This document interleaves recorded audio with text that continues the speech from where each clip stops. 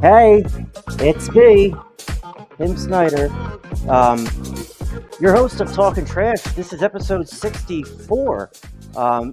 Me and Mike are flying high. I can tell you that much. We got interviewed on a national podcast, and it just came out. And we actually interviewed him. You're going to see that in this episode. What a great time! I told my story front to back. If you want to know about Tim, go watch Faces and Voices of Recovery's Season 2. Recovery Stories Have Power. Faces and Voices of Recovery.org. Yeah, Tyler Brandon. I almost called him Brandon Tyler again. Me and him are friends now. You know what I mean? And that's recovery. That's the recovery world. We're friendly with each other. We help each other. We support each other. So we're here. We're a recovery podcast, an addiction recovery podcast, mental health podcast. I'm a very huge proponent on mental health and dealing with the root of the problem, the reason you felt the need to self-medicate. Because if you don't do that, you're just being sober. And if you're just being sober, you are probably going to relapse. Very few people white knuckle it and get through it. And the ones that do, that white knuckled it for 50 years, they're miserable. They're dry drunks, So we try to spread the message on a level playing field for everybody that we know, and those we don't. I had a call at 5 a.m. this morning, 4:30 or something. It was 5 o'clock in the morning. This lady called me, and she had been drinking all night. She doesn't know if she wants to live anymore. She just, I just listened to her, but she she said an email first saying, "I feel bad calling Tim's phone number." Yeah, and I wonder how they got my phone number, Mike. And so they she's like she called me at 5 o'clock in the morning. But like I said, I'll always answer whoever it is. Creditors don't usually call at 5 a.m., so I'm probably more inclined to answer that call. So yeah, me and Mike were on a national podcast. Um, Recovery everywhere. We're just spreading the message. It's sun up to sundown. I had to put my glasses on because my contacts were glued to my eyeballs. I've been at this all day to give you a show full of original talking trash content. If you're still an alcoholic and thinking of going to rehab, I encourage you to play a drinking game. Every time I say take a shot. Just kidding. Don't do that. Here's our preamble, and then we'll get rocking and rolling. This is our humble broadcast, where ethics and personal anonymity are of the utmost importance. We run this podcast as an act of service to those whose lives have been affected by addiction. We don't do it for profit or notoriety. We place principles before personalities. We benefit from this podcast just as much as anyone else. We all work programs and choose to sacrifice our own anonymity to spread the message that recovery is possible. We do this thing in an attempt to show as living examples that no matter how far down the scale we have gone, we will see how our experience can benefit others. Not only is that the 9-step promise, it's our creed we abide by here on Talkin Trash. We feel called to uphold AA and NA principles. We firmly believe that you can only keep what you have by giving it away. Please join us for a moment of silence, followed by the Serenity Prayer.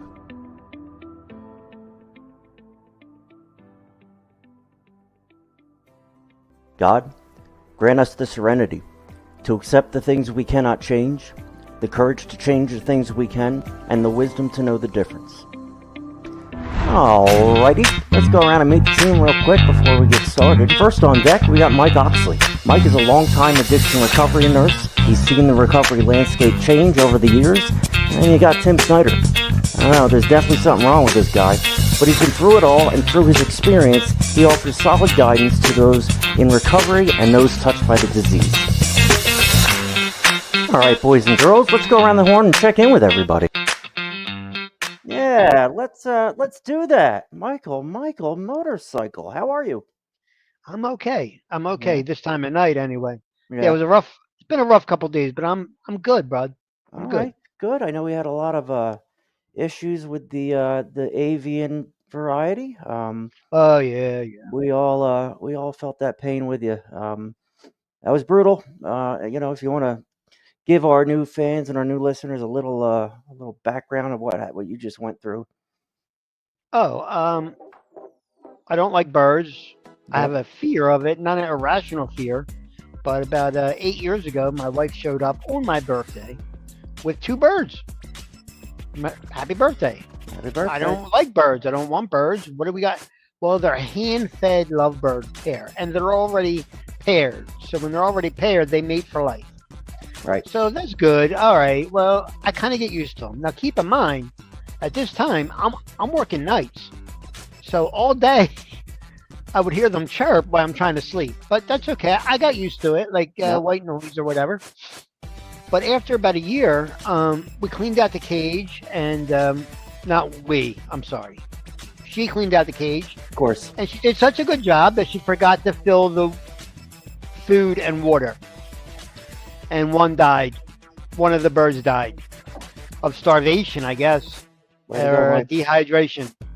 It was very upsetting to see. Yeah. I mean, Sure. to actually put an animal through something like that, oh my God. I don't even want to talk about it. Don't because it was talk about really, it. it was a rough. That's rough. But anyway, I figured the other bird, since it's solo, should die of a broken heart. That's what it does. Yep. But this bird didn't. This bird, as we affectionately called him, Pervy, Mm-hmm. basically decided to masturbate all day and all night while, since his mate was gone. This is what he did. And we have a video of Mike's bird masturbating. We've been talking about his bird masturbating for 4 shows, and I think it's hysterical, actually. Well, This so he bird. decided the rope was his buddy, and he kind of paired with the dogs and myself and April. So he didn't need a mate, obviously. Kidding He had me? no time. He had no time for a mate. Oh my Lord in heaven! So we went out, and the same thing happened the other day. April found these 2 lovebirds that were hand fed, but these ones were in Camden, Of course. and so I had to go with her. And we got this beautiful cage. It's like a 2-story cage, and she gave the new little lovebird pair, they're juvenile age, the top deck, which is a big cage, and this guy, Humpy, Pervy, the bottom part. And after a couple of days of them being here and living above him, we noticed the dogs alerted me that something was going on, and I didn't know what was going on. I thought I was going to die because when animals are near you, it usually means they can sense death. Yeah. So they made me look into the bird cage, and there was Pervy, dead. Mm. I don't know if he humped himself to a heart attack or it was just a broken heart. It wasn't. He couldn't deal with the competition I of can't. upstairs. I don't know. The most ridiculous thing I've ever seen in my life. I really. This is a I've lovebird without a partner. That's what he Oh did all day my. and all night. God Almighty! This is ridiculous. And when I first had my stroke, my brother came and stayed a few days when April had to go back to work. Uh-huh. And he would sleep on the couch, and this is right next to the couch. And he would say, "Dude, what the hell is going This on is here?" over the top. I didn't really watch this clip until I just put it on at the last second. That's why we were 5 minutes Uh-huh. late. And But I haven't now, really watched since this. since he died the other day, I was quite fond of him, and I don't look back in disgust at his terrible habits. I think it's I look fantastic. back with kind of a quiet comfort, Sure. and knowing that he's humping the big rope in the sky now, or something. My God in heaven! So The this big is, rope in the sky. This is a real But treat to us and It our doesn't. listeners. It doesn't gross me out bad because he lived a full life. He Yeah. gave it all he had. Let me tell you, he gave life all it had. Losing he his did. mate, 6 years of just living on the rope, bopping along. Now we have 2 blue ones that are upstairs or in the big cage, and they should be fine, and they're having a great time Wow. so far. I mean, so far. that is that's wonderful. I just I appreciate you sharing that with us. It's been a lot. It's been rough. Hysterical. Oh my God! So I love your bird, Kaisa, our friend as always. She said hi. Hey, Kai. Yeah, everybody. Yeah, get on the stream, people. Get some questions. We got a good chunk of people listening, but people are afraid to say I'm an Text. alcoholic. I'm an al. This is They'll not never a. they'll never sound stupid because No, there's listen. no stupid question. No, there isn't. You can visit us at trash-podcast.com. What else can you do? You can do other stuff. Let's Mike see. at trash-podcast.com or Tim at trash-podcast.com. See how We quick I answer. can rattle them off? Incredible. Mike could not say that for 25 episodes. And now he's Hey, just I heard you at the beginning say something about your interview with Face the Nation or what's it called? Face faces and voices Face of recovery. Yeah, that's it.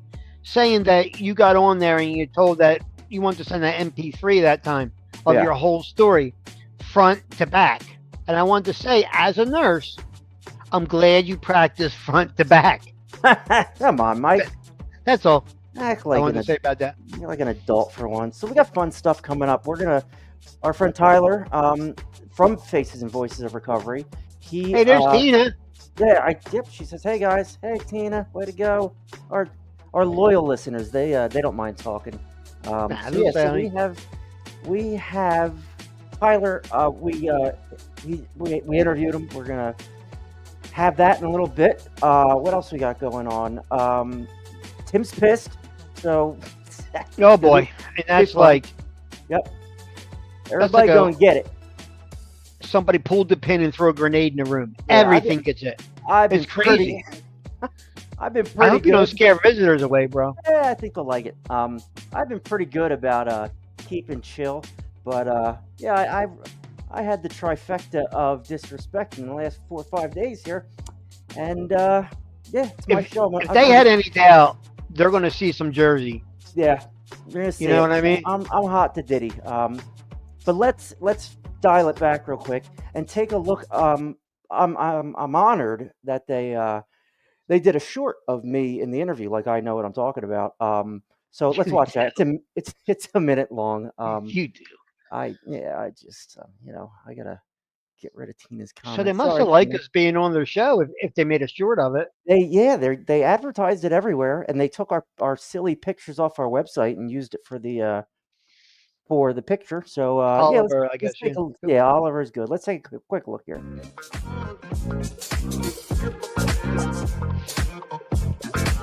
So a friend of ours. Nope, wrong one. Hey, I don't know what I'm I'm doing. sorry I missed you talking to Tyler today, by the way, but I just couldn't get it together in time today, unfortunately, with Yeah, it's all good. Really, it's all physically. good. So Yep. it's good. It's good. He's a great guy. He's you know, you would think he's more conservative than I thought, Yep. and Yep. conservative in his thinking. Wait till you And hear his I interview. think It is. everybody will change their preconceived ideas about Tyler Yep. when you watch it, because I had preconceived ideas, and he's totally not like that. Right. So here's me on the show. Let's watch it real quick.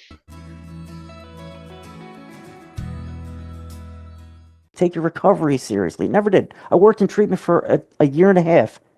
Never took recovery seriously. Thought it was a joke. I was like, you guys, I'm them, right? I'm shooting heroin, but like I'm better. So I'm a tech.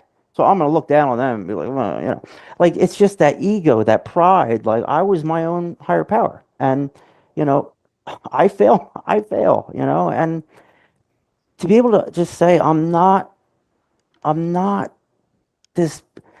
I'm just me. I made mistakes. I'm paying for mistakes. But at least I have my dignity back, and I can bare my soul without feeling judged. So that was nice. That was really I'm honored. Very I've good. never had anything like that before. Very happy about that. And that's the So commercial to our episode. that's like a short. It's like a Okay. like a promotional thing. So we got Tyler on here. He was a blast. We talked about spirituality, and I'll tell you what, man. It's actually a powerful interview. We get into it about some real stuff, and I'm excited to show our audience. And here is Tyler Brandon, interviewed by yours truly. So, a friend of ours, we were on their podcast a week or so ago. He is a good friend. He's become a friend, and he's a good guy. We were honored to be on his podcast, and that would be our friend Tyler Brandon from Faces and Voices of Recovery. He is an advocate of recovery. He is in recovery himself, and he represents Recovery Stories Have Power podcast that we were guests on, and yeah, we had a great time. We felt welcome. We felt comfortable. Well, maybe not that comfortable. I was a little uncomfortable. We're used to interviewing people and not getting interviewed, so nice to have you back. How are you, my friend? Good. How are you? Yeah, it's a very different perspective when you're on the other side of the coin. It is. Yeah, I got my feels about it because I'm comfortable enough with the podcast now and getting on a place and talking and knowing my story and knowing that it's fluid and it's honest. I don't have to hide anything and be myself. And I was on your podcast, and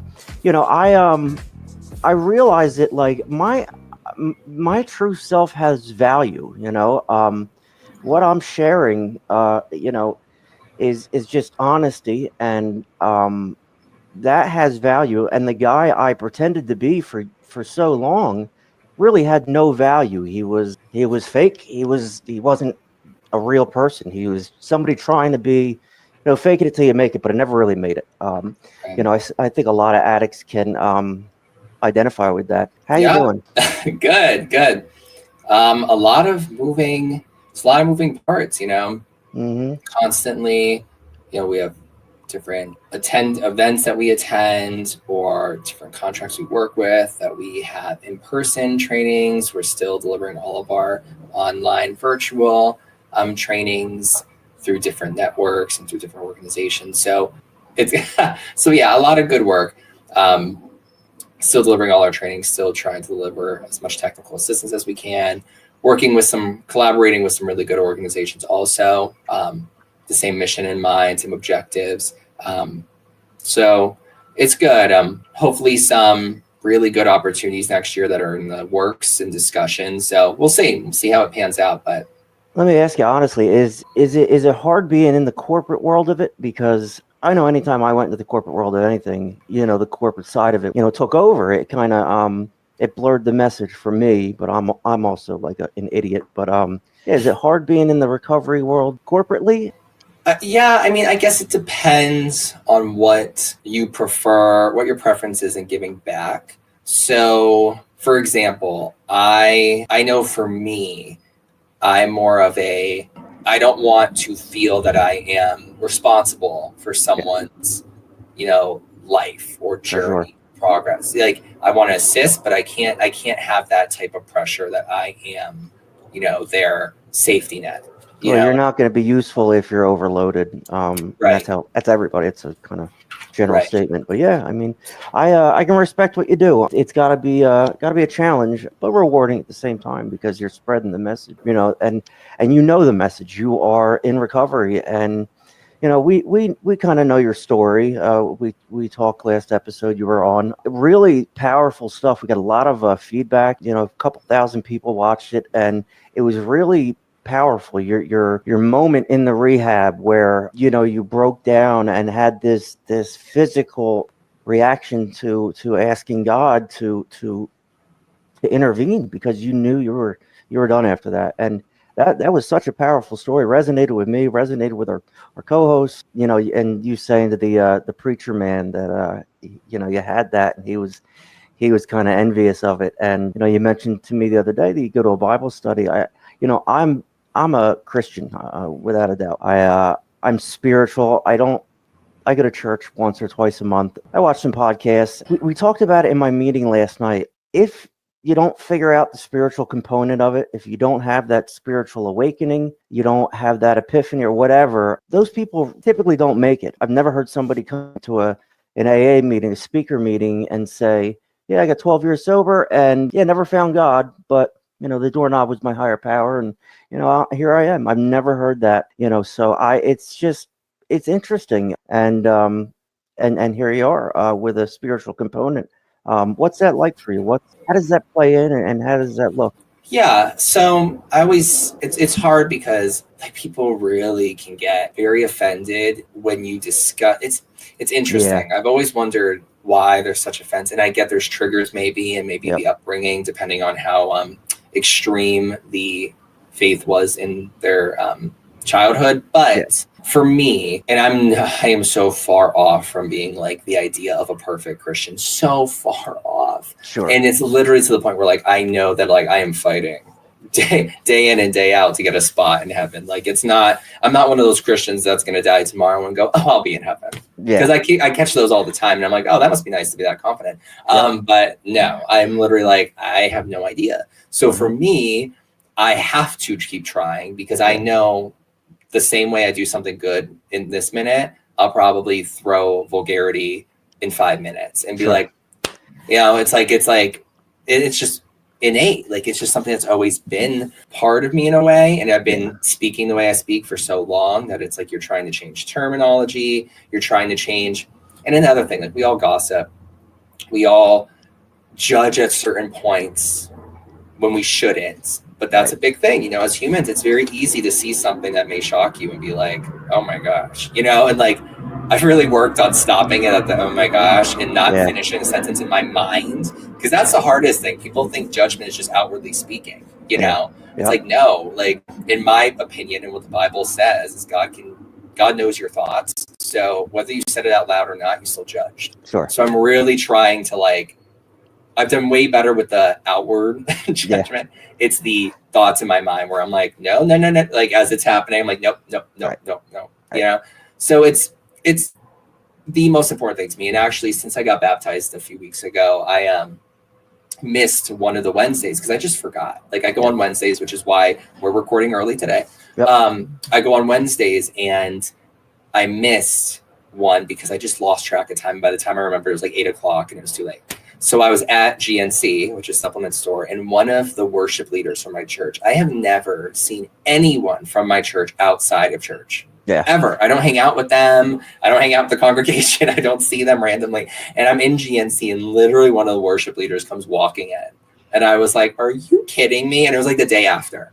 yeah. So sure enough, they're like, oh, hey, it's good to see you. So where were you? Like literally, I'm like, oh my gosh, like how do I see them? And I had Yeah, already apologized. I'm like, God, I'm sorry. it wasn't intentional. But right, like the fact that even that moment proved to me, because again, what's the likelihood that I've never seen these people in years ever? And the one time I miss when I'm yep, like made a promise that I'm going to be more consistent is when I get corrected. of course, You and know, that's how it is. Yep. So Well, those are the moments that make you realize, like, for me, my faith is very validated. There's a million examples I could bring up, but that's just that's one of the many. that's admirable. It really is admirable because a lot of people don't do that. They don't hold themselves accountable. And I was the same way for years. I was judgmental. As soon as somebody walked in the room, I'd character assassinate them top to bottom, have them figured out. And um, recovery has helped me a lot because it levels the playing field a little bit.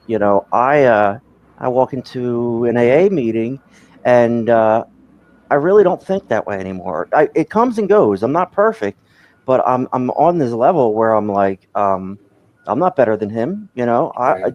The stuff I've done and my story that I've been honest with, these people know. I'm no better than him, and it helps. But I still do it. I'm still, Yep. like you said, it's a daily struggle. But like the other thing is, like I don't, I try not to be too hard on myself with my vernacular. Like I curse.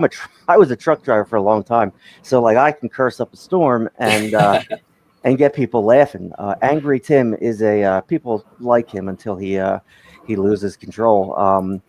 So I'm naturally like an aggressive. Well, I try not to be not better these days, but like I'm naturally like I can curse. Like my parents watch this show, and if I say shit, I'm in trouble.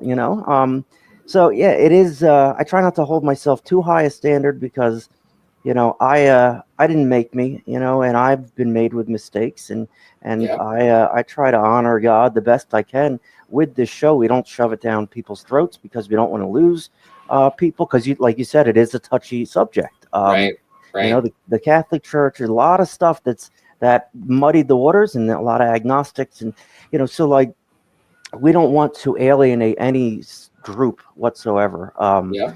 So we're spiritual, but we understand the steps, and we try to convey that message. And it is nice to come across someone else who's in the position you're in, who also is a Christian. And I really don't say the word Christian on our podcast. I say higher power. I say spirituality. But I don't. Right. I just realized it just now. I don't use the word Christian. Right. And why? And I realized that too. I've literally, and I've had to change that because it's almost, I started realizing that I wasn't saying Christian, not so much. I mean, at work it's different, right? Obviously, terminology changes when you're at work, but I'm talking about even day to day. Just people I talk to, I'd be like, oh, I'm spiritual. Right. No, I'm Christian. And it's like I started realizing, why am I changing? Sorry if you hear airplanes going on. I started changing it because I started realizing that I didn't want someone to judge me for being Christian. I'm like, why am I like, I'm saying I'm gay quicker than I'm saying I'm Christian, meaning that clearly I don't care about the judgment of my sexual orientation, but I care about the judgment of my faith. Yeah. And once I realized that clearly I was not, I wasn't living up to what I should be living up to as a Christian. I mean, look at the apostles. They were literally executed for preaching. So if they, and I'm not going to get killed for it, right? Like, I know I'm not going to walk down the street and say I'm Christian. Well, maybe. Who knows? But realistically, I can nearly guarantee I'm not going to be living with the same type of likelihood of execution as the apostles did, back then. So for me to be scared to say Christian is ridiculous. So once I started realizing that, I'm like, nope. So now I really try to make sure, like, no, say Christian. Don't say something else. I just realized that just now talking to you, hearing you say it for a second time on a second podcast, I was thinking about it, and I don't use it not only on the show, but in life. Like, and you're right. I don't want to be, like, you're a Christian, you believe in that particular God, it's God, he's in heaven, it's the Trinity, all that. So, if you say you're spiritual, people can let that slide because that could mean anything. Maybe I worship the universe, maybe I worship Buddha or whatever. So, like, you're right. We should take a stance, and we don't have to shove it down people's throat, but but just be proud of your faith. Like, there's a lot of Hindu, a lot of people practice Hinduism that I knew during years of kind of personal training. They were some of the most outwardly, like, faithful people I've ever met. And I'm like, why am I scared to say Christian when all these other faiths, Buddhist, Hindu, like, they have no problem saying what faith they connect to, and here I am hiding from saying the truth, saying my truth.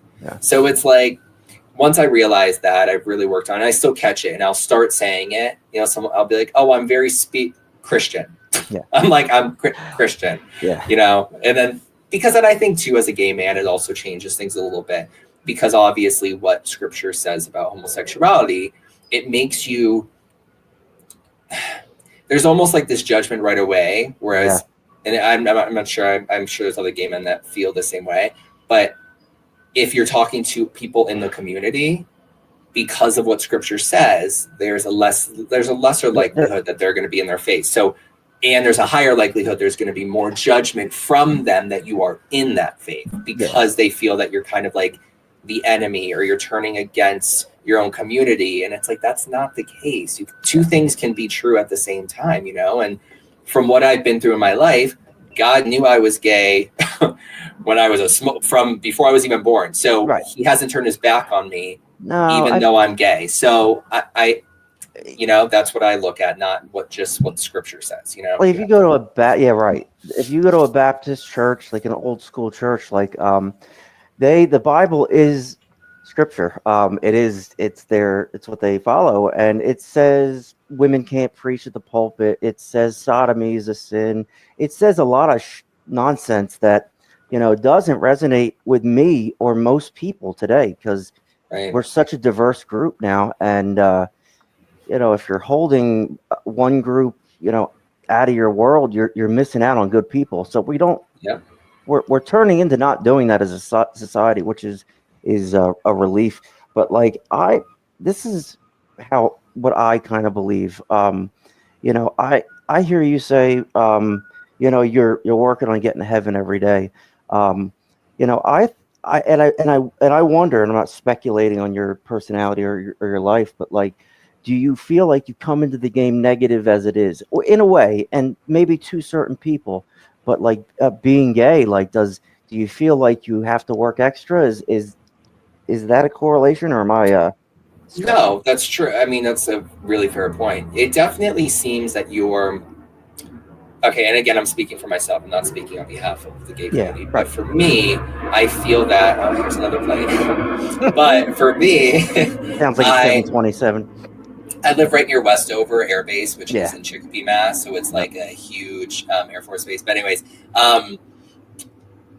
and I'm still single. I don't know why I haven't found a military man yet. But anyways, that just made me realize, like, why are they not finding me? But anyways, That'll happen. so for me, like, it does seem like it kind of puts you behind the starting line. Like, so if everyone's kind of, if you look at, I'm using a metaphor, if you look at kind of the finish line as heaven, right? And everyone's Yep. starting in a literal race, like, it seems like I'm kind of already getting forced to stand, maybe 100 feet back. Like, everyone else kind of already has that push, and I'm already forced back because it's something that was not a choice.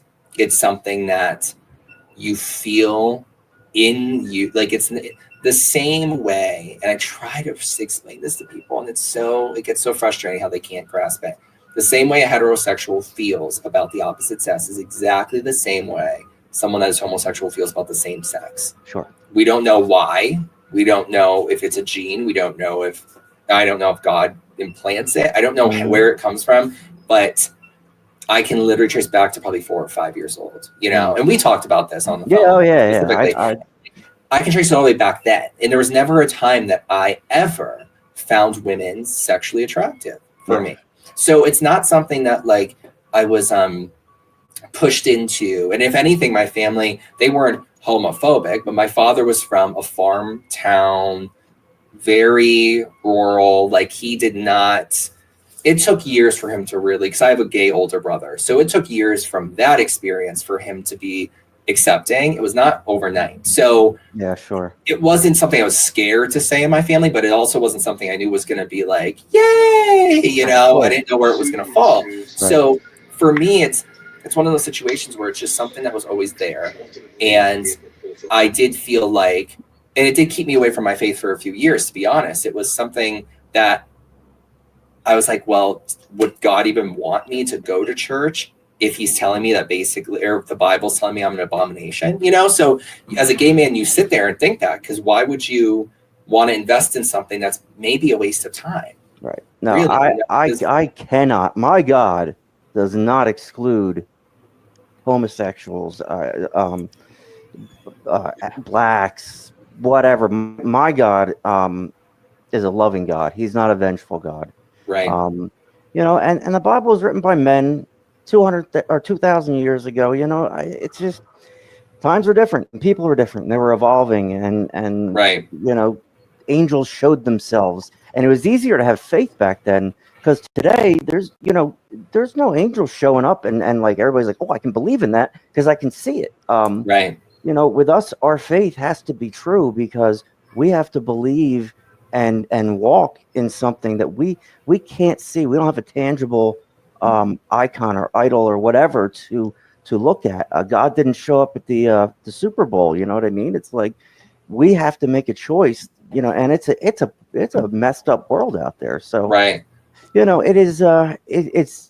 It really affects me to hear your faith, because you unfortunately have to work harder. You don't have to work harder, but there is a stigma that some churches, there's a lot of progressive churches. What kind of church do you go to? Like what? A Baptist church, actually. Really? And and when I was getting baptized, this is why I can't be out in public. So I was in church and I was going through the baptism like walkthrough. Our pastor does like a kind of like, this is where you'll change, this is where you're going to come into the tub, da da da da da. So it was kind of like going over a walkthrough, and it was me and another woman. And we have 2 closets where our church is set up. We have 2 closets, changing rooms, and then the like worship stage, and then the tub is right behind that. Yeah. So you have to come out of the closet and then you come into the tub, whatever. So first off, I'm like, it better be warm. Oh my God. Yeah. Couldn't help myself. So I'm like, it better be warm, like it better be heated, like kind of cracking jokes, but I'm actually kind of serious because I don't want to dive into cold water. So he's like, Tyler, like this is not like a 5-star luxury process. So anyways, we're going through and I'm standing in the closet, and the woman goes, she was like, Tyler, like come out, like you don't have to stand in the closet. There's space right here to stand.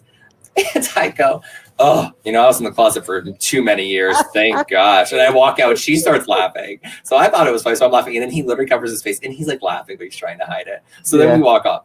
But then that resulted in him calling me into the office. It felt like back in school with the principal. Yeah. So he called me into the office, into his office at church. And he said, and at first I was offended, but I realized I was offended because I wasn't grasping what he was saying. I was taking it more personally. But he was saying, like, listen, like we are a Baptist church. He goes, as a Baptist church, he goes, this is what they feel. Like we don't, as the Baptist denomination, like we're not as open and accepting for homosexuality. It's just not what they preach. I've gone to a Baptist church my whole life, and now. Right. And he goes, that's not what I personally feel per se, but this is what we said. And he's like, I want you to know that before I baptize you. So it's not a shock to you if, it's not what you expected post baptism and we're not, whatever. Good for him. And and I appreciate it after, but at first I thought he was saying it because he just didn't want to do it. And this was kind of his cop out. So I was looking at it like that. So then he says something at one point and I go, Pastor, I'm like, you realize I could go to like a New Day non-denominational church with gay pride flags hanging out, and not a hit to anyone that does.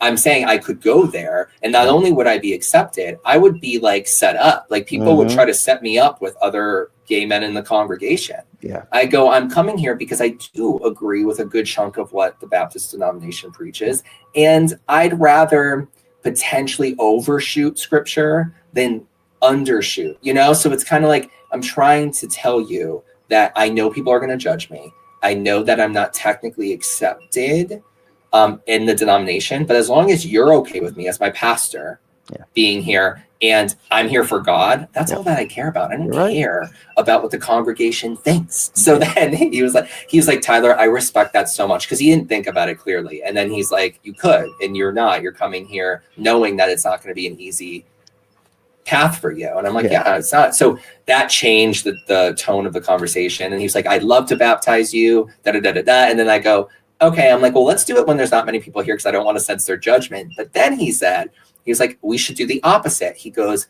let people judge, but show them that no matter what you think about me or judge me, I'm still going to keep my relationship with God. Yeah. And I was like, you know what? That's true. And God would appreciate that more, in my opinion, too, because it's saying basically, not F you, but in a way saying like my relationship with God means more than your judgment. I don't give a shit what all of you think. So I knew I got baptized and there was like 45 people there. I almost had a fucking heart attack. But oh my gosh, I was like, okay, you told me there's a few, not 45. Yeah. So I'm like sitting there all freaked out, but we ended up doing it and whatever. And then there was a few people that were super supportive, that were super sweet. And I'm sure I didn't look at all the congregation because I didn't want to like notice any faces that were rude, because I didn't want to ruin the moment. But I'm sure there were countless people that were like, oh, he's gay and he's getting baptized. What a joke. Like people are assholes. Yeah, but that's them. So I always tell people, don't let your faith stop you. Don't let other people's issues with you stop you. If you're a prostitute and you're trying to get on your feet, I'm serious. If you're a prostitute trying to get on your feet, and you can go to church and make it work, and it's just going to take some time to get out of that lifestyle, go to church. Don't let people's judgment like, oh, she's still doing whatever. Yeah, because she's probably saving money to get out of this lifestyle. So go to church, practice your faith. Don't be ashamed. Don't feel bad. Don't ever think God would prefer you not to be there because maybe you're not living up to his expectations. That's not the case. What a great message. I kind of related to me, a drug addict, going to AA because I prefer that structure and I prefer that the group conscience more than NA. I go to NA, but like I'm a member of an AA group, so like yeah, you could go to one of those progressive churches that have a light show, and like it's and you choose to go to the Baptist church. I mean, I I can see what your faith shows. Not like I'm not judging your. Right. I can see your light. And yeah, we were going to talk about mental health, I think, and I this is think my mental health. So it's I'm glad it was this. This was much better. So like yeah, I just I have a heart for people in the gay community. I have a heart for people who have issues. You know what I mean? Because like I'm not better than them. I was an IV heroin addict. I shot cocaine and heroin and God knows what else. I'm better than somebody who's gay. Like right. they're probably better than me. So like that's why I love recovery. Addiction is addiction, but recovery levels it out. The playing field's level. So you and me can talk as equals and as friends, Yes. and Yep. that's a beautiful thing that I feel bad. Normal people don't get to have that, and it's a shame, because it's a good thing to have. The shit. I mean, I thought it was my phone. What happened? Oh yeah, A music. your I thought, outro music. yeah, I was like, oh my gosh, I thought my phone was going off, and I'm like, well, we're gonna have to edit that out. Never mind. You're in a real production here, buddy boy. I know. Yeah. See, all of our music gets thrown in after, so I don't.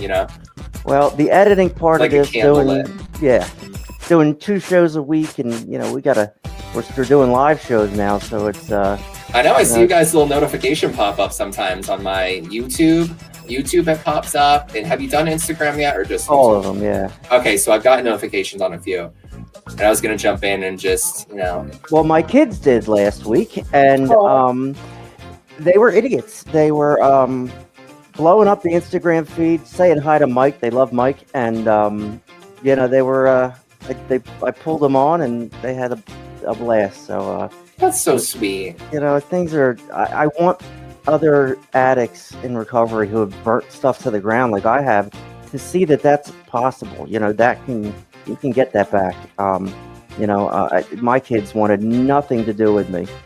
They told me where to go and how to get there a couple of years ago, and now we FaceTime every day. So it is possible to be at your bottom and get it all back, but you have to buy into recovery and spirituality and our God. Yep. You have to figure that component out in order to. And a lot of people who are blasted by recovery or addiction, they're ready. They're rock bottom and they're looking up. So there's only one way to look, and it's up to heaven. So like it's nice to see transformation in the room. So Tyler, Brandon, great friend of the show. Thank you for coming on. Oh my gosh, that picture! I love it. I can't. First off, my hair is short now, but secondly, I feel like I looked. I don't know, and I know where exactly. I was at an Italian restaurant when I took that picture, and I was bloated too. I remember being so disgusted with myself. Stop it! I was like, oh, it's only from the chest up, thank God. You're worse than me. I was like, I'm gonna send you an MP3. I did so bad, and you're like, yeah, we're not gonna do that. I'm like, all right, right. Yeah, but did you like it? I loved it. Yeah. Oh and the short that they put out today, I was like, oh my God, that was great. So I'll share that. Oliver is awesome with editing. Like he knows what he's doing. I have no idea how to edit. I just speak. Yeah, I speak and then he figures it out after. But yeah, as an editor and a graphic designer, I could see he did a great job. So, all right, Tyler, we'll see you soon. Thank you for coming on, bud. Thank you, Tim, and tell Mike I said hi. I will. Thank you, Tyler, for joining us. It's always a pleasure. Faces and Voices of Recovery is dedicated to advancing recovery efforts, keeping themselves committed to the progress of recovery. They advocate for normalizing recovery and destigmatizing addiction. Link up with their socials. Their podcast is Recovery Stories Have Power. That's available on Spotify, Apple, and Amazon. And check out their website, facesandvoicesofrecovery.org. That's what, there he is. He's a character, Tyler Brandon. He's a good time. I said, send me a picture of you, a good headshot, like a professional shot. And yeah, that's what I get. So yeah, the dude is fit. I don't know. One of those military guys needs to tie him down. But yeah, there's Tyler Brandon. Thank you, Tyler, for coming on. Faces and Voices of Recovery. Recovery Stories Have Power. Get up in there. They're doing a good thing. They do the Surgeon General before us. So and like other important people, and then you got Tim Snyder in there. So yeah, we had a good time. Mike, what, you can't hear? What did you do? Mike has been, I've been watching him fumble through his thing, and now he can't hear anything. And Mike, there's nothing that I can do. It's all on your end. You got to restart the thing. No, can't hear you. Live broadcast. Am I muted? No, I don't know what's going on. Oh my God. All this professional work, and here we go. This is tough to watch. Look at this guy. I mean, I have a little image of him like on the bottom of my production thing, and this has been going on the entire time Tyler's been on. Him flipping the camera around, it's like, let's put him full screen and watch this nonsense. Yep, look at this. I got music for this too.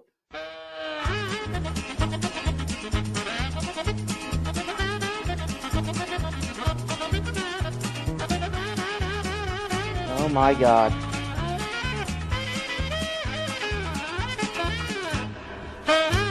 Mike, can we hear you? Nope. Nope. It's you. Yep. Unbelievable. So there goes Mike. Absolutely ridiculous. What are we gonna do here? All right, this is funny. We were doing clean time a couple weeks ago, or last week, and Mike has a little slip, and it's hysterical. So let's have a looky at that.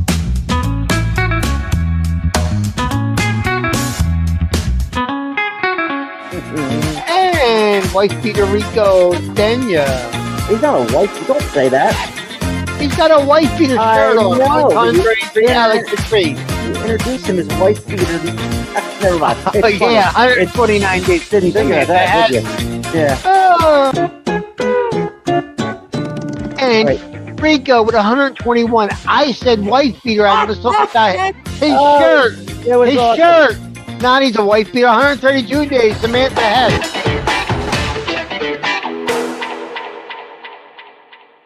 Yo. Mike. Oh Yes. my God! What the hell, Michael? Well, you know what happened? I don't know. My mother, during Tyler, 3 times. I saw that. She called 3 times. The first time I said, "Mom, I have to call you a little later. I'm doing a live show." Mm-hmm. All right, don't. 5 minutes later, Mom, I just told you. Well, I need you to do that. Okay. And the third time was, oh, that one wasn't me. Okay. Well, for So those here that I am. It does make quite the story. Live Yeah. television. See what can happen? All Mom, right, so 81-year-old moms can call in how about that? 3 So, times. for those who now don't want to live anymore, Don't kill yourself. Call 988. That's the way to go these days. right? If somebody calls 911 on you and it makes you sad, you call 988 to help yourself. Right. That's what So, I'm thinking. after that debacle, I'm thinking people want to punch the ticket. I would. It was a rough one, Mike. It was fun to watch though. And then there's Mike's bird. We'll do this. You know, I don't look back and be embarrassed anymore. Why? It's funny. Well, because he's dead. But Oh, I yeah. mean, you know, you look back with some kind of, you know, I don't know what. Like, Like, I hope you enjoy the afterlife. You know, you should have big forearms. I don't know. oh yeah, he should be stacked. Stacked. Yeah. You should be like Popeye That bird's in shape. Oh, he's got to get a burn. all day. You thought I was exaggerating. See? I don't exaggerate. It's the most ridiculous thing I've ever seen. Doesn't he get like rug burns? Like that's gotta hurt. I don't know. But he was happy and he hung out with us and the dogs, and then the 2 birds moved upstairs of him and he dies Oh the my next day. God, It was Tyson 8 loves it. years of this. I had 8 years of this. Oh my Lord, this is it's only you, Mike, would have a bird that does something so ridiculous. So, Mhm. all right, so I played your Rico Dania thing. That everybody had a good time with that while you weren't here. Oh, yeah. All I meant was he was wearing that type of tank top. We I got got it. tongue-tied when I was trying to say tank top. Yeah, yep. But, And I said wife but- beater. Yep, it was a good time. I'll fix it. Mhm. And wife beater Rico Dania. He's not a wife. Don't say that. He's got a wife beater I shirt on. know, Contrary to yeah. Alex the Tree. You introduced him as wife beater. Never mind. Oh, It's funny. yeah. 129 days. Didn't think of that, did you? Yeah. Oh. And Rico with 121. I said wife beater. I was talking about his Oh, shirt. It was His awesome. shirt. Nani's a wife beater. 132 days. Samantha has. That's what we know of. That's I have no words. I'm gold sorry. to me. That's Rico, if you're watching right now, I don't know. Tank re- top. reach That's what out, you say, tank Rico, top. and let us know you're not having any issues at home. And if you're if you're Rico Dania's wife, 988, you can call that. I would call 911. That's I cut clean time was getting so long, so I cut it. There were like 6 seconds a person. I cut it down to 4, and it tripped Mike up pretty good. So Yeah. I take full responsibility for that.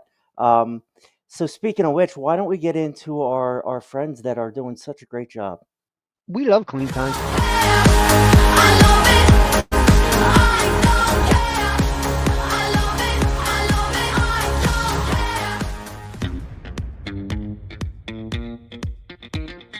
Timothy F. 40 days. Proud of you, Tim. Oh boy, Jeremy Moore. 50 days. That's no joke, Jeremy. Look at 5-0. Rigid Chiatis. 56 days for Jason D. Look at 60. TW. Look at this. 63 days. Congratulations. Haley McDermott. Look at this. 77 days. 79 up to for Skylar S. Girl, And John Brown. 103. Triple Yeah. digits. boy. 105 for Valencia. Remember, that's no joke anymore. Nope. Same thing with you, Katarina D. 110 days. I'm proud of you. 113 days for April Art. 115 for Monty Fani. She looks tough though. 118 days for Michaela Booker, one of our originals, one of my favorites actually. 120 days for them sunglasses, 60 per lens. 124 for Rico in a tank top. Ta-da! Alex Petrine, 128 days. Samantha Hess, 135. Looking good. Anthony Seals, that's a big head, but that's a big number, 136 days. Destiny J, 140 days. And don't forget Daniel, the OG, 143 days. AJ Hamilton, not the Washington Redskin that had to go to prison, 165 days. Andreas Estrada, 169 days. David D, the original David D. Oh boy. 174 for Kristen A. Should I say Christian? Tara Dixon, 171. 173 for Alex M. And we know one of my original favorites, Nikki Starnes. Remember, I told her not to go to rehab. 176 days. Croikies, mate. Tony J, Hey. still topless, 202. That 202, when you look at it, looks like him topless. Yeah. 203 days. Jen Magner. Magnet. 216 for Jared Black. one I of can our jump in. friends of the show, obviously. I Mandy can jump G, in and kiss, help. kiss, kiss. 247 days, Jamie Michelle. And you know Deshaun Booker, I wonder if he's related to the other book, Michaela. I think that's racist. 296 days, Ricky McVicker. And Cassie Spencer, 322. That's no joke. Je ne Katie. sais pas, c'est soi, avec moi, 352 saw- days, KDM. I saw Katie at my group last night. I was looking for her. I was worried about her. Are She you showed supposed up. to do that? Yeah, I could do whatever I want. All right. And I held her day count up, made her smile. Good job, KDM. You're almost to a year. Unbelievable. Good job, KDM. You little Frenchie. Mm-hmm. Patricia C, 352. Aunt Patty. 353. Craig Flipper looks like he's seeing court. Ronnie Jemison. 390 days, 1 year. Pass the year, Ronnie J. You're the man. And you're a real presence on the net. 410 days for Will. Tim, we know the other guy talking in the show right now. 507 days.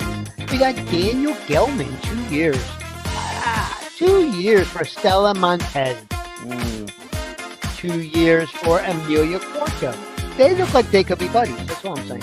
April Pritchard, 3 years. And my man, Jeffrey S., 4 years. Repo Man. Paul Flagg. I know Paul a long Hey, time. Paul. 3 years. God, I saw Paul. God, these were the good times. 4 years for Casa B, and Tyler B. We talked about him, and you saw him earlier. 4 years. 6 years for Lisa Welk. Simon Cross, he was on here. He's very well known on the internet. Look him up. 6 years. 8 years for Tina. She was very well known on our show, one of our go-tos. 13 years. Neil K. He works in the business. Do what he did. Do what Neil does. And of course, the newcomer, 14 days, unbelievable. Michael, that's great. If you're watching us right now, we are so proud of you. To just do it like that off the cuff, wonderful. And you can always reach out if you want to be on Clean Time to me or Tim at TrashTashPodcast.com. Attaboy. And we'll put you on there. The one thing with Clean Time is I think we want you to check in like once a month, just so we're being accurate with our days and stuff. Get some Narcan, people. There was 988 back there. Yeah, keep in touch with us a little bit, people. Not every day, but every few weeks. But you know, sometimes you don't hear from them for a month, and then you know. I'm just saying. I like this little combo here. The song. Yeah. What song? It's Queen. You didn't hear it? I was playing Don't Try. I don't hear anything. Oh my God. What is wrong with your shit tonight? I don't I don't know. hear anything. You don't hear the music that I'm playing? Nope. What about Nobody what about does. your bird? Yes, they do. Yes, Everybody does. I hear my bird. But you don't hear. No, I don't hear nothing. All right. Well, that's got to be you because I know the world is hearing it. So that's Clean Time. Way to go to our people. Let's check in with our friends. We got to say hi to our people that we love. Well, Clean Time is the reason that they wanted to interview us, and that's what's getting such national acclaim. Is that little segment of you guys may have just said, "What the hell was that?" Clean Time, and that's what people want to know about, and how it works and what it takes to be a part of. So just let us know. Let us know. You can be on it too. Yeah, please do. It's important.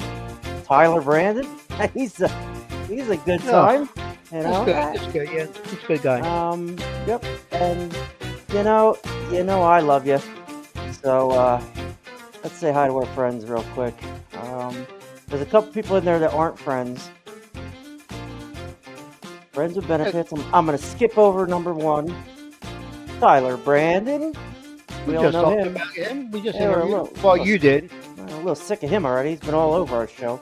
But we do. We love Tyler. We love his big corporation that pumps talking trash and tires. Kaisa B. Sober Hope, Houston, Texas. Clean and sober. We love Kaisa. 5,000 other. Yes, we do. She never stops. Tina. She's the exception to the rule right there. You're looking at real person. The exception to the rule is Tina. I mean, down and her to, sister is a genius. down to earth. I'm texting Will right now. I was going to have him on the show. Will It's a Douglas. complicated show. 405 something days. Oh, I don't know who saw our last show with his parents coming in. It was ridiculous. We'll have to tell you that story. His It was parents. ridiculous. Tommy Wilkes. Tommy. Garrett. Garrett. Keep doing your thing. You're in the trenches. You're doing a good job. We're proud of you. Simon Cross. Straight Lines Foundation. He's a good dude. DMX. My mom and dad, as always, sharing a soda pop and a sock hop. April and Michael on the beach in, where were you, Puerto Rico? No, Dominican Republic. Oh, Punta Cana. my little girls, they're little girls. They're my little sweet girls. I remember when they were little tiny babies. Aww. Don't screw up in life, people. Jono, Michael's Here's my brother. mother. Good guy, great AI picture. I don't think he owns a Hawaiian shirt, but it's No, pretty fun. probably not. But he lives in Texas. I thought maybe Nick D'Angelo, good friend of our show. One of the He's, original. If you saw us early on, he used Yeah. to contribute. Yeah, absolutely. He is my dog, and that's We it saw for our the friends. dog live the other night, didn't we? We did. The dog was live. So I think I'm just gonna let it go with this. I'm pissed off. I'm gonna tell you right now. I have had it. I've had it. With People gonna get it. People. oh, here we go. Yep. Here we go is right. Timmy's coming in hot.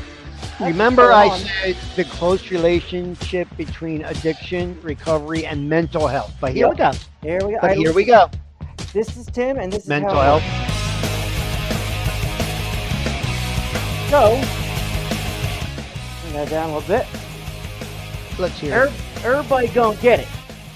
First person that's gonna get it. Daryl Reynolds, or Tony. I don't know what his name is. He was a counselor where I was at, and he was the absolute worst person I've ever met in my entire life. I am not exaggerating. This guy thinks he's I don't know, he's better than everybody on the planet. And it pisses me off. So, all right, we'll get to this. Oh, We'll get to this. Ready? where am I in high school? No. I'm proving a point here. So my brother-in-law, who's a piece of shit, my brother-in-law, we had 59 mutual friends, right? So he went through my friend list and friend requested all my friends, and some people allowed it. So, like, that's where I draw the line. That's where I'm like, you know what? You're messing with my listeners. You're messing with people I'm trying to help, and God knows what he's saying to them. And these people let him into their private life. So, here we go. I message everybody. I tell Daryl, I don't really like him, but I'm friends with him, whatever. I say, hey, you might want to block my brother-in-law. He puts, no, you mind your own business and don't worry about what I do. This is a grown man, drug counselor. I put LOL, still a class act. He writes back, always, and you sound like a fool telling me what to do. I'm like, okay, Daryl Reynolds or Tony Reynolds or whatever you are. So I don't say anything back. He writes again, exactly. So take that little boy shit somewhere else. This is a counselor. Unbelievable. And what pisses me off, this is what pisses me off, ready? He is talking to people in early recovery who are at a critical stage and took a very big leap to invest in their own life. And this guy is belittling them daily. Piece of shit. Certified Master's Addiction Counselor, CMAC. Certified Addiction Counselor 2, CAC2. He's got a master's degree in degrading addicts. That's an MDA 1.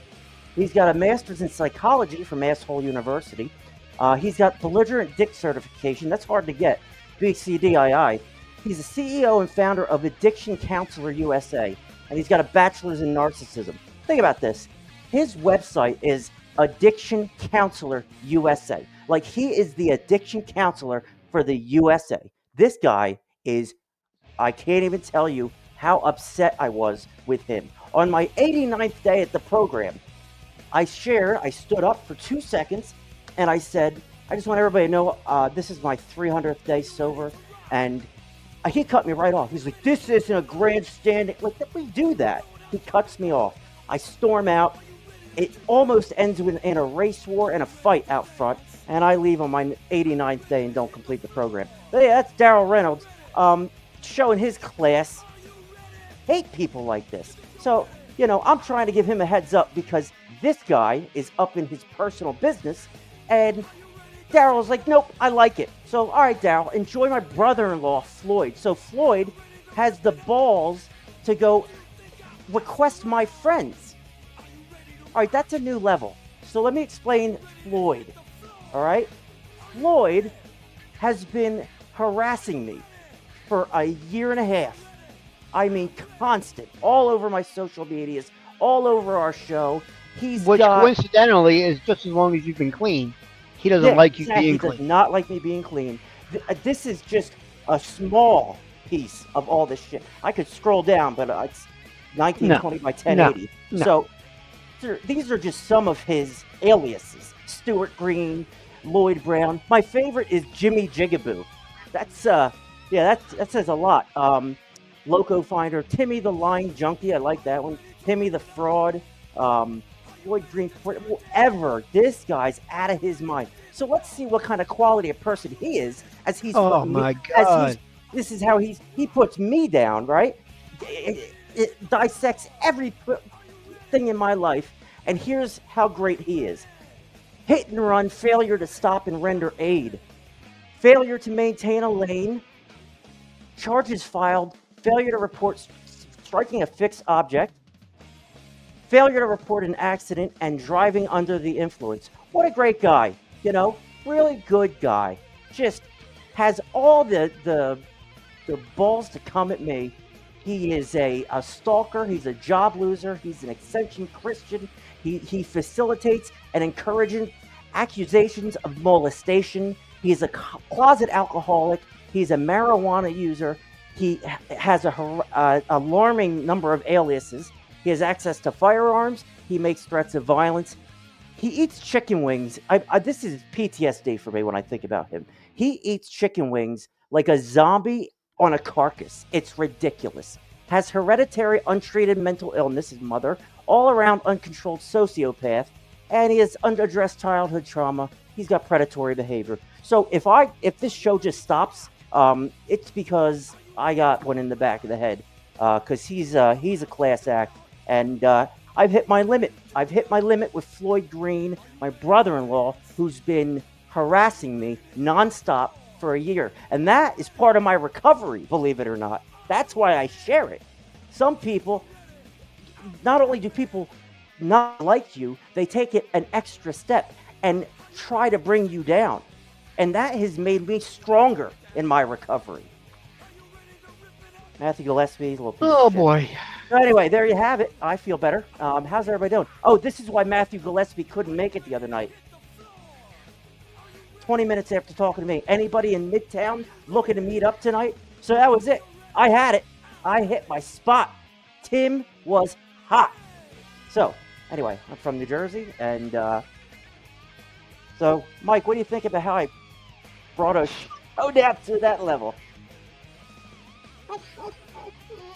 Yep. I listen, Mike. The best revenge is success. All them cliches are true.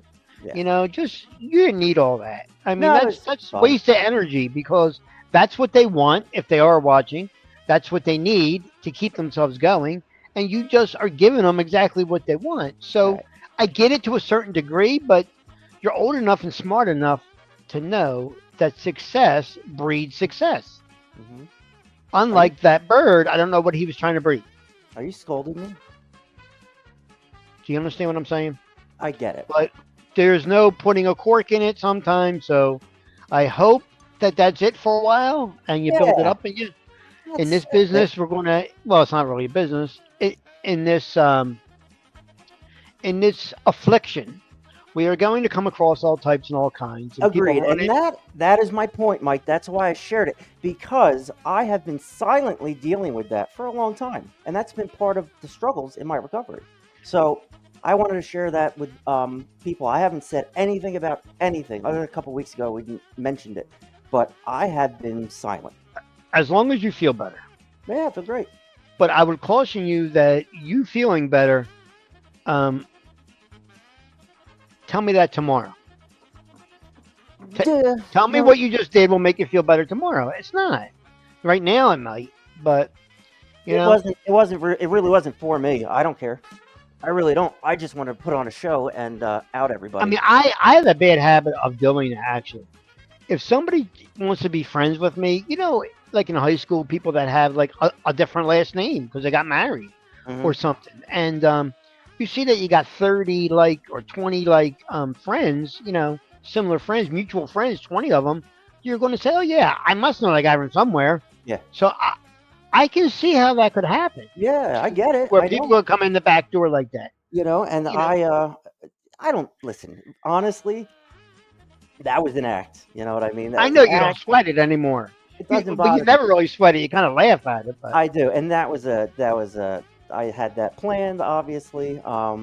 Made graphics for it. It was just a joke, but like I just wanted to share with our audience and our listeners that there are people that you're going to run into. You know what I mean? Like, and that I have. don't want you to succeed. They don't, And they're going to and be with addiction. It's even worse. it is It's your even own worse. family. Yep. It's friends that you thought. I can tell you more stories of people that have relapsed and been back in the facility, especially around the holidays, Right. because of family and close friends. So that's really. I took an extreme measure to make that point, but the holidays are coming up, and the day after Thanksgiving, Mike, right? It's like The it's a day before disaster. Thanksgiving, Before I was always Black next Friday. Wednesday, next Wednesday. It's the day before, so that's family. That's our point. Yeah, there's a part of me that didn't want to do that. I don't want to give anybody any credence or whatever, but at the same time, I have to share what's going on with me. I have to have rigorous honesty. Um, and I've been taught that through counselors in AA, and I just took it a little too far. But that's my point. You are going to have people that don't want you to succeed, and you have to be ready for that. You got to have thick skin. You have to have Teflon armor because people are looking to take you out.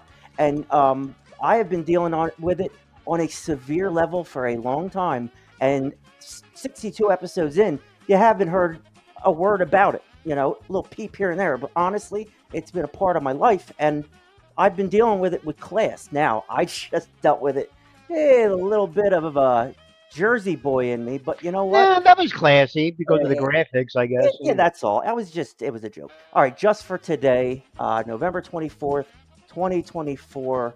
Let's see here. Finding fulfillment, page 338 of the basic text. We weren't What's the oriented. count? What's the count? Do you see a count up there? Who were how many people? Yeah. I don't know. Hold on. I don't look at it because it pisses me off. Facebook is broken. Doesn't say the right thing. Yeah, it says Okay. 450. That's a good amount. 457. Okay, that's cool. Nobody left when I was on a rant, so I just kept it going. Jesus. I did keep an eye on it then. Um, Finding fulfillment. We weren't oriented towards fulfillment. We focused on the emptiness and worthlessness of it all.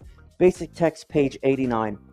There were probably hundreds of times in our active addiction when we wished we could become someone else. We may have wished we could trade places with someone who owned a nice car or a larger home, a better job, a more attractive mate.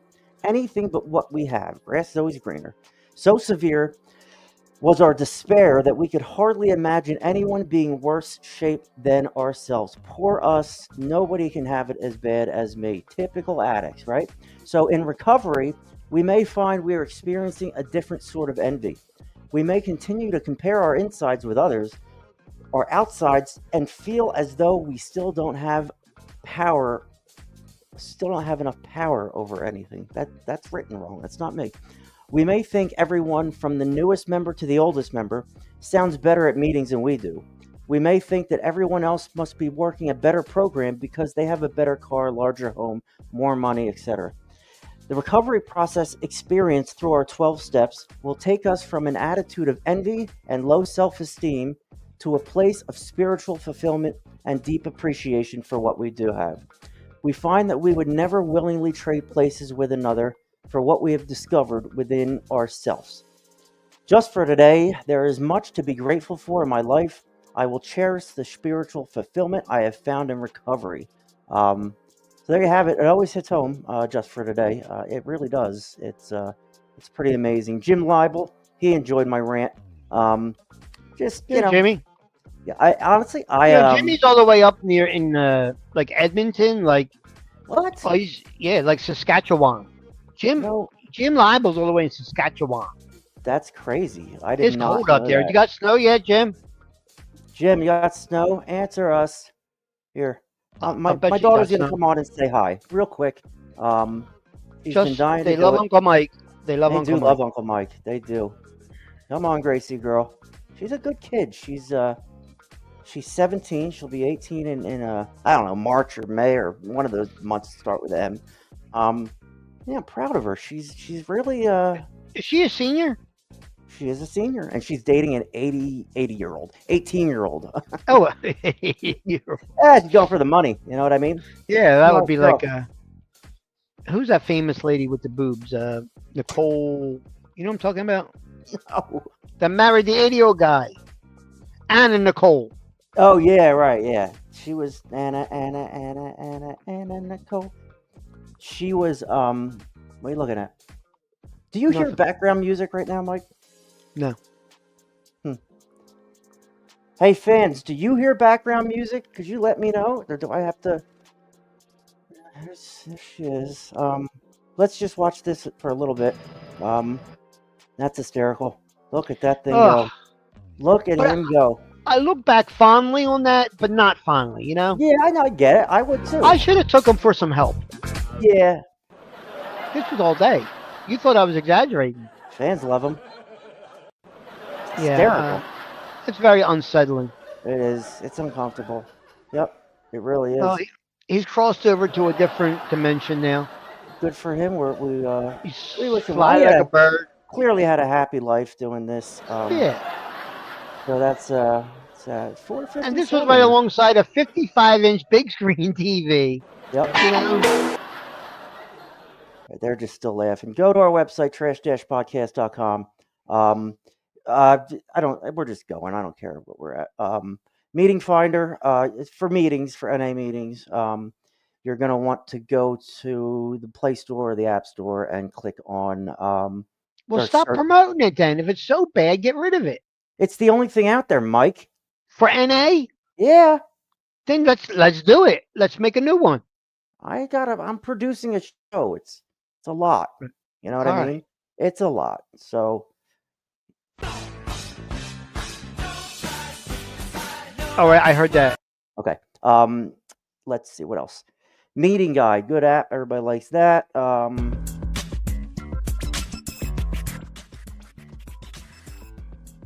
That's what it looks like.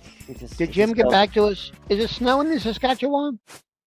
He's not in Saskatchewan, is he really? Yes, he is. Near the Cascade, up above the Cascade Mountains. Unbelievable. Find your meeting, the App Store or Google Play. And yeah, that's the meeting stuff. And please, for the love of God, look into Narcan. Just get it. I mean, hold on to it, keep it. Get 2 of them. Get to. Oh, it comes 2 in a box. Yeah, you just spray it. You spray it up somebody's nose when they're dying. And Mike, I don't know if you know this, but they don't die. They wake Crazy. up and they're kind of pissed that they lost their high. Don't even get me started. Yeah, I could get high right after. I don't get it. There's I times did. that I I you know what? Everybody gets that are- chance. You got to have a level playing field. You do. No matter And it what is. you did or how many times, I would do it each time. Yes, I You're would. absolutely right. The next slide, you can get it free in Kentucky, Maryland, Massachusetts, Wyoming. Go to your state department, naloxoneforall.org. They will ship it to you for free. Donate to them, give them a little something. But if you can't get it by conventional means, go to there, naloxoneforall.org or nextdistro.org. They'll ship it all over go to the pharmacy and get it at a pharmacy. flag down a cop and ask him for Narcan, he'll be glad to give it to you. Flagging down no cop. I know, I'm just saying, if you see an ambulance at a 7-Eleven, you just Yeah, ask. that's different. But the flag. I'm joking, Mike.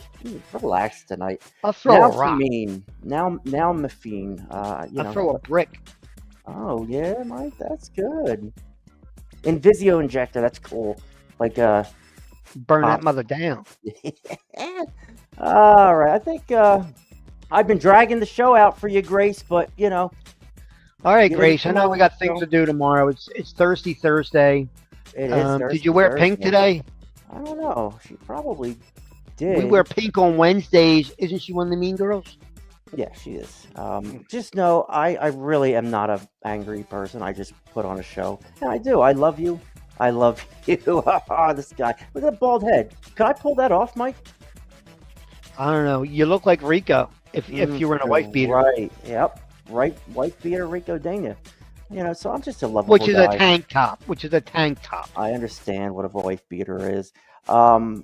That's Tyler hard. Brandon. That's weird. We're off. If I see that one more time. All right, it's just in the slides. I'm just going through them. Why don't you make the slides? All right, so everybody going to get it. Everybody got it. We're moving on. We love you. That is it for Talking Trash. It's been an hour and 21 minutes of nonsense, but we love you, and we'll see you on Sunday. Thank God we get a break. I'm exhausted. I get no time.